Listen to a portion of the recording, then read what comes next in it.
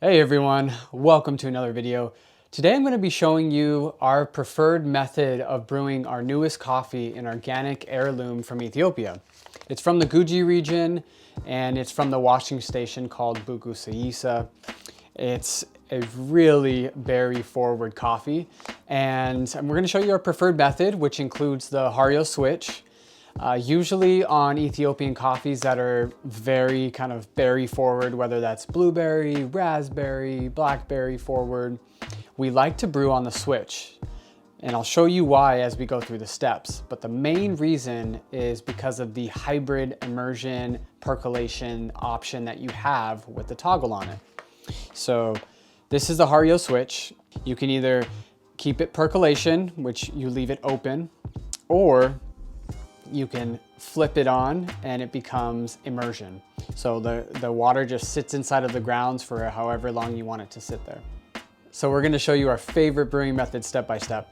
The items we're using today is a Hario 02 filter, a Hario Switch, a carafe, and any sort of carafe works perfectly fine, a scale that can do grams and also has a timer is preferred. If you don't have a stopwatch ability or a timer ability on your scale, just pull out your phone and put it next to you.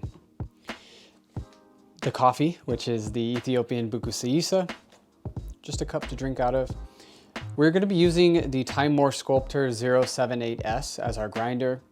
And what's important with this coffee is it requires a more coarse grind size. So we're almost going to the very end of our Timemore Sculptor. We're going to number 16.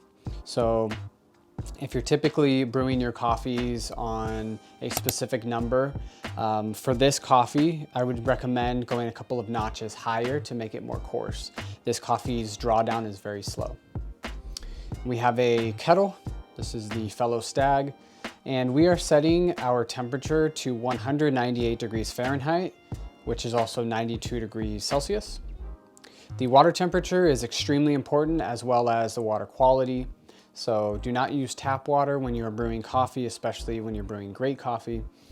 You want to brew coffee with really good water. So the mineral content should be ideal for extracting those really nice notes within the coffee.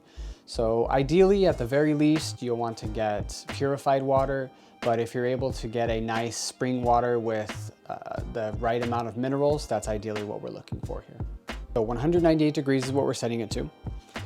We're going to start by folding the filter, placing it inside of the switch, and we're going to grab some water here and just kind of drench the filter.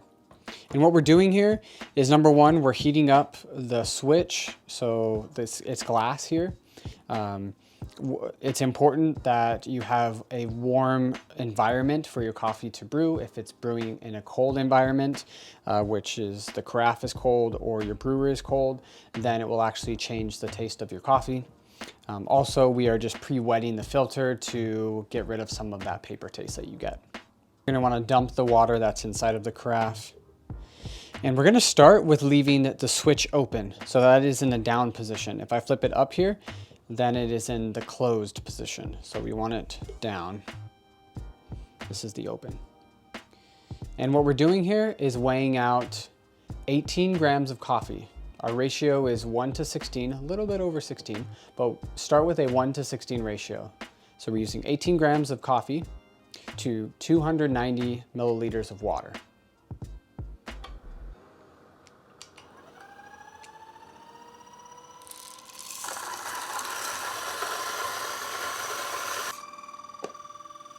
And we have our coffee ground. Smells sweet, a little chocolatey, a little tea-esque actually. So we're gonna pour this in, and we're gonna pour the whole thing inside of the switch. And we wanna shake the grounds to ensure that it's a flat bottom. And total brew time should be around 3 minutes and 30 seconds. So our recipe is as follows. We begin by pouring 30 to 40 mils of water. Let that sit for about 40 seconds. This is the blooming period.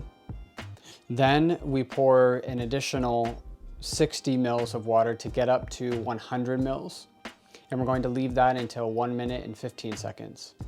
At 1 minute and 15 seconds, we're going to turn off and stop the flow of the water. We're going to flip it up. And we're going to pour the remaining amount of water till we get to 290 and leave that until 2 minutes and 15 seconds. So roughly 1 minute of immersion where it's just sitting in the grounds and soaking up all of the goodness of the coffee. So we turn on our scale and we're going to begin the pour with the switch open. And all we're really doing here, and the reason why I mentioned 30 to 40 grams or mils of water is because we just need to wet all of the grounds that are in there, and that's roughly 30 to 40 mils. And we're gonna leave it in here for 40 seconds, and this coffee will definitely bloom, so you'll definitely see it rising. If it's a shorter time after roast, then you wanna let it bloom for a little bit longer, maybe 45 seconds. But if it's been sitting for a while, maybe 3, 4, 5 weeks or so after the roast date, then you can let it bloom a little bit less, maybe 35 seconds. So we're at 40 seconds and we go the opposite way. And here is where we want to pour a little bit higher. So notice that we were pouring a little bit higher on the pour. So our remaining pours are going to be really close to the actual brewer, but that pour was very high. And what we're doing there is we're agitating the grounds.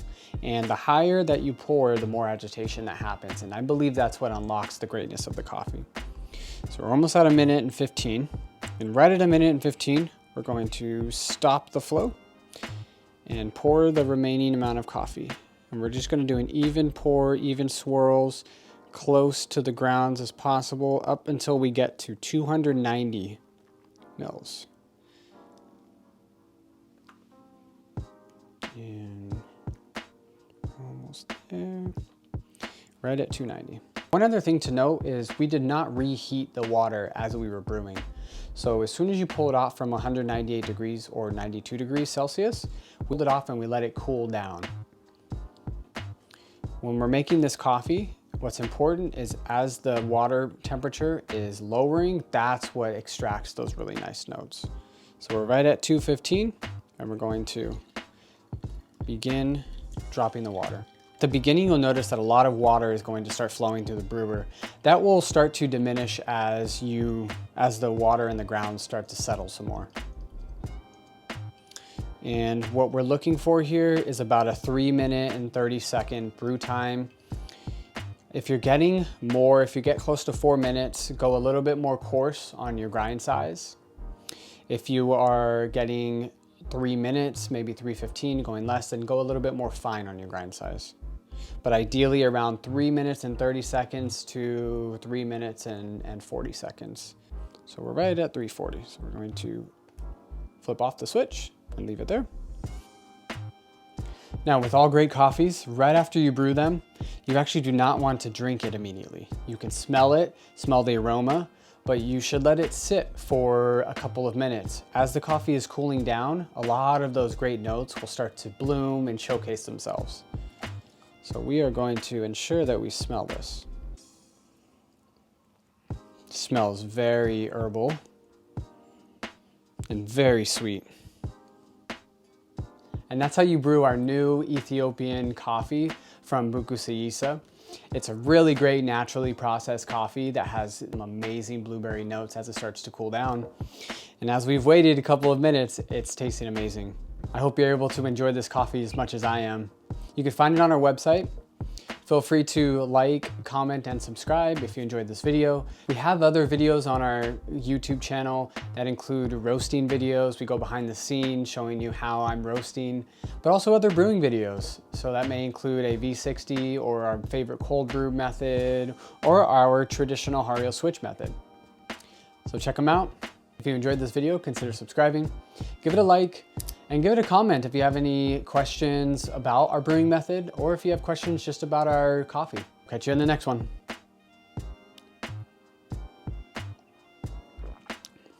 Wow. It's really good.